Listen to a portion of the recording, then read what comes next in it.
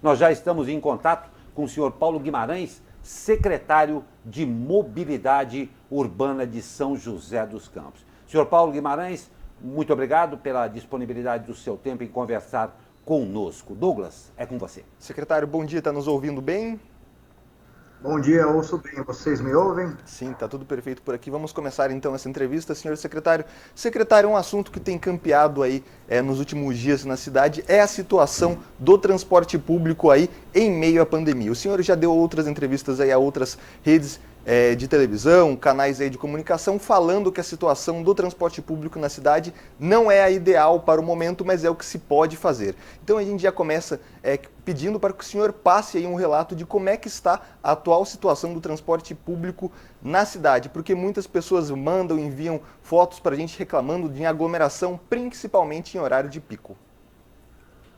Na verdade, como eu disse aí, e tenho dito já ao longo da semana passada, a gente reconhece que a situação do transporte público não é ideal, assim como a situação econômica, a situação de saúde das pessoas, né? Esse momento que a gente está vivendo já há um ano, né? Mas parece que agora a gente está chegando num momento ainda mais crítico desses últimos 12 meses, não é ideal.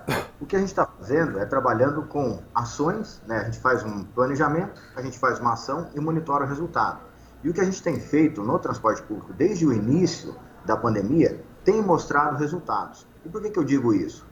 Lá no meio do ano passado, a gente fez um levantamento com as pessoas que foram contaminadas pelo Covid-19 aqui na cidade. Esse foi um levantamento feito, inclusive, pela Secretaria de Saúde e o Comitê de Enfrentamento ao Coronavírus. E mais de 500 pessoas foram entrevistadas nesse levantamento, onde os técnicos da Secretaria de Saúde fizeram questionários, né? E entre as perguntas que foram feitas para essas pessoas, a gente separou aquelas que são usuárias, né, ou são os passageiros do transporte público, e perguntamos para elas onde elas achavam que teriam contraído o vírus Covid-19.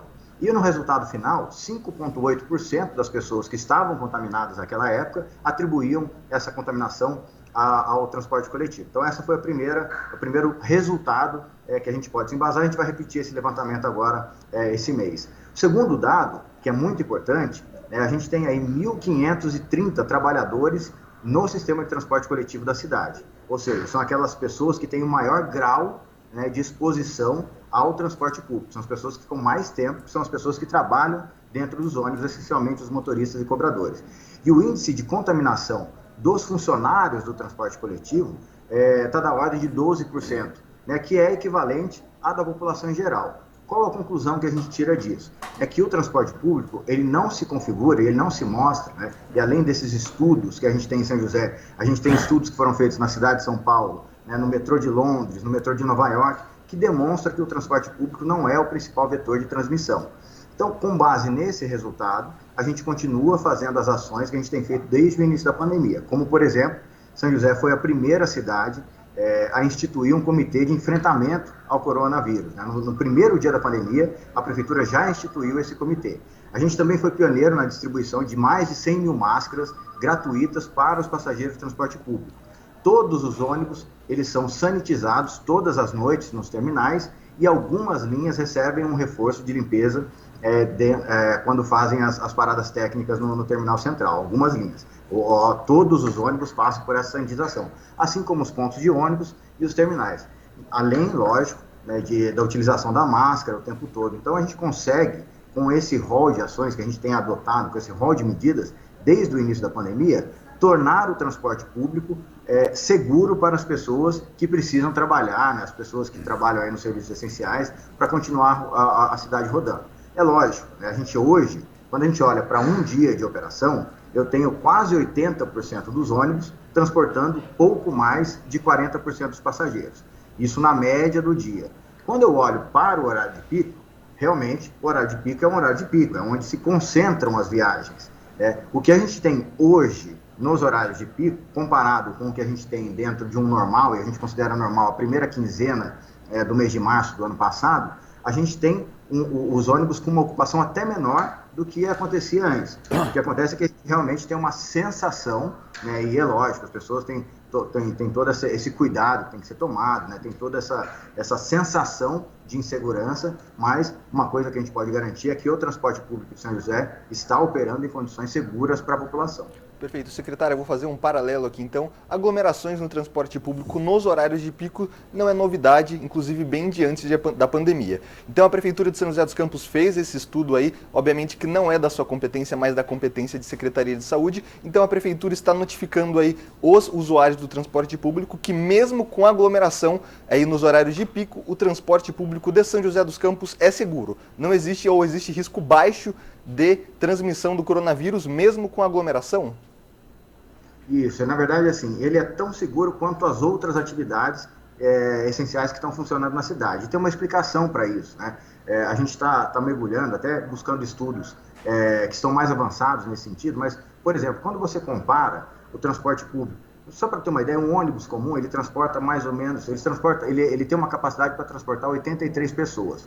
Toda viagem que transporta mais de 70 pessoas, já abre um alerta aqui para a gente olhar melhor, né, e vamos tratar essas viagens que têm uma incidência a mais. Mas, por exemplo, quando você compara um ônibus com 50 pessoas, e um passageiro no transporte público, ele fica dentro de um ônibus aqui, no máximo, né, nas viagens mais longas, 1 hora, quando você compara um ônibus com 50 pessoas que permanecem no máximo 1 hora, né, falando pouco, né, sem se comunicar muito, usando a máscara 100% do tempo, a gente tem um alto índice de utilização da máscara dentro do transporte público, ele é menos perigoso do que, por exemplo, uma festa de aniversário na sua casa com 15, 20 pessoas, que é uma festa relativamente pequena, né? Uma festa de aniversário com 15 pessoas, por exemplo, e as pessoas sem máscara, se comunicando, se abraçando, né? Usando o mesmo copo, pegando ali o petisquinho no mesmo prato. Essa festinha, que parece ser inocente, né? Com 15, 20 pessoas,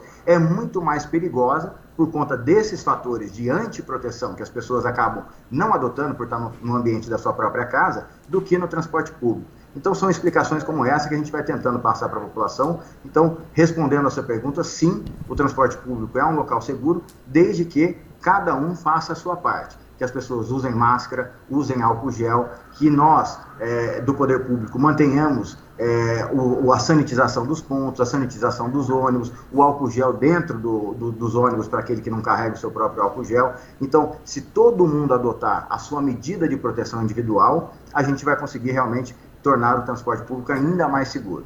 Perfeito. E, secretário, para a gente encerrar esse assunto da lotação aí nos horários de pico do transporte público, outras cidades como Jacareí, Taubaté, Ilhabela já aumentaram o subsídio às empresas de ônibus, porque se é fato que se em outros horários aí cai o número de usuários, as empresas vão ter um déficit financeiro. A Prefeitura de São José dos Campos não cogita fazer algo parecido, pelo menos nos horários de pico, porque muitas vezes a gente está encerrando esse assunto aqui, então, para os comerciantes da cidade não fica muito óbvio, porque se não pode ter uma aglomeração, aí segundo a ciência, dentro de sua loja, mas pode ter no transporte público, porque o transporte público é seguro, então se o comerciante também não segue as mesmas medidas do transporte público, como o uso de máscaras, álcool em gel, quer dizer que o vírus não vai passar lá? Como é que a Prefeitura pretende sanar essa dúvida do comércio da cidade e também de outras pessoas? Não existe a possibilidade de um subsídio?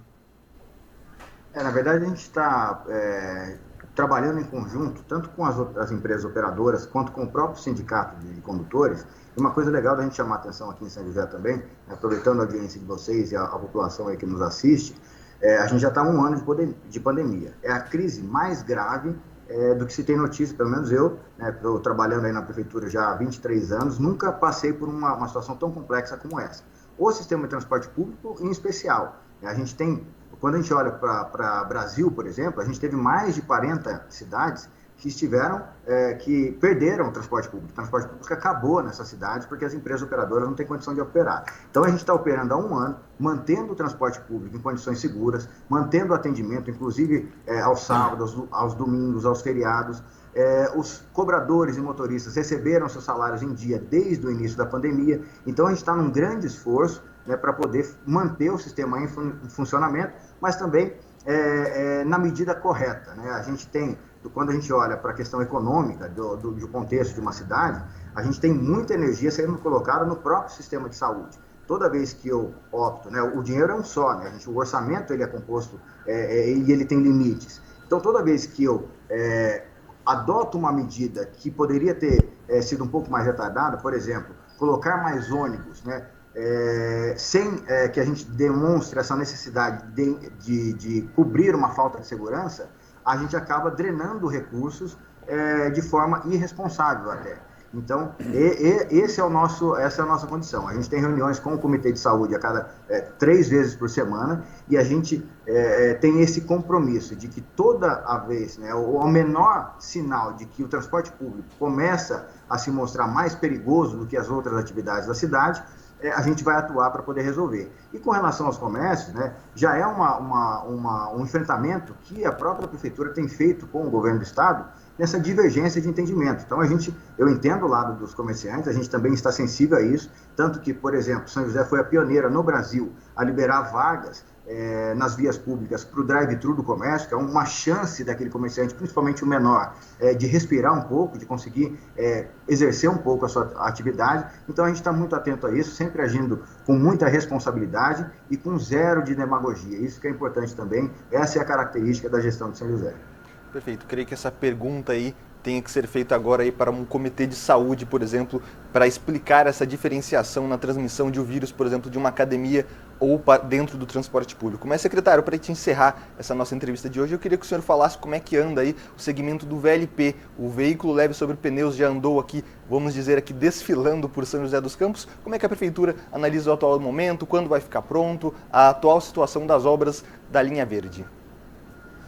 Olha, tanto a obra da linha verde quanto o novo sistema de transporte coletivo, né, que está em processo de licitação, a gente acabou de passar pelas audiências públicas e tal, quanto a construção dos 12 VLPs, que são os veículos leves sobre pneus, estão em andamento com um cronograma previsto para encerramento em dezembro deste ano. Então, em dezembro deste ano, né, se tudo correr bem aí dentro do que a gente está planejando, a gente vai ter um novo sistema de transporte público entrando em operação na cidade, com novos operadores, vai ter a linha verde sendo entregue, né, a obra da linha verde sendo entregue, e os veículos também sendo entregues para início da operação.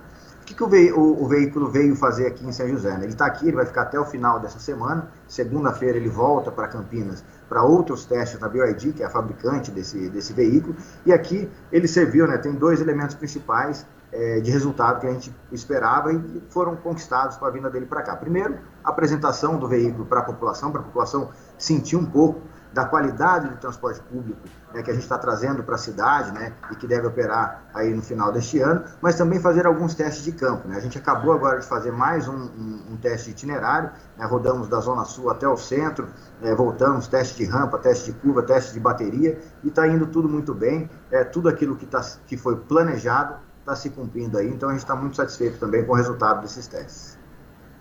Perfeito, nós agradecemos muito os esclarecimentos do senhor Paulo Guimarães, secretário de Mobilidade Urbana de São José dos Campos. Senhor Paulo, muito obrigado pelo tempo despendido a nós, um ótimo dia ao senhor e à sua equipe. Grande abraço a todos, uma boa semana, obrigado pela oportunidade.